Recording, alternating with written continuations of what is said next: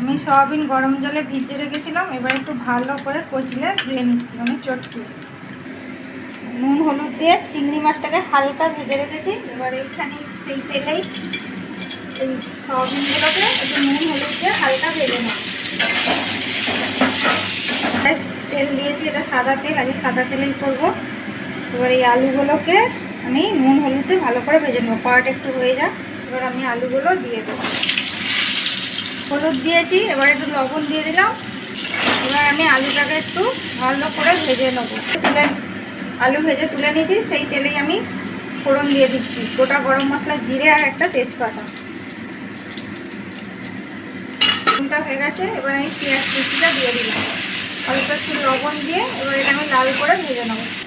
আমি 2 চামচ রসুন বাটা, 1/2 চামচ আদা বাটা দিয়েছি। এবার এটা ভেজে নেবো। একটা টমেটো কুচি দিয়ে দিলাম রসুনটা ভাজা হয়ে যাচ্ছে।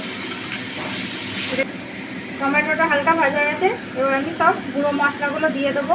কাশ্মীরি লঙ্কা গুঁড়ো, জিরে গুঁড়ো, ধনে গুঁড়ো, হলুদ গুঁড়ো, পরিমাণ মতো লবণ দিয়ে আমি অল্প একটু জল দিয়ে মশলাটা কষে নেবো। মশলা থেকে তেলটা ছেড়ে গেছে, আমি এবার আলুগুলো দিয়ে একটু নেড়ে নেবো। এবার আমি এই যে চিংড়ি মাছ আর সয়াবিনটা ভেজে রেখেছিলাম হালকা, এটাও দিয়ে দিলাম, দিয়ে ভালো করে কষে নেবো।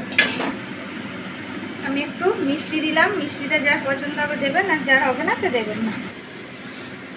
কিন্তু গা থেকে তেলটা ছেড়ে গেছে, আমার সমস্ত জিনিসগুলো একসাথে কষানো গেছে, আলু, সয়াবিন, চিংড়ি। এবার আমি গরম জল করে রেখেছিলাম, জলটা দিয়ে দিলাম। জলটা যে যার পরিমাণ মতো দেবে, নুন মিষ্টিটা পরিমাণ মতো দেবে। আর এইভাবে ভালোভাবে কষে নেবেন, তাহলে এটা খেতে খুব সুন্দর লাগে। আমি কটা কাঁচা লঙ্কা চিড়ে রেখেছিলাম, সেটাও দিয়ে দিলাম।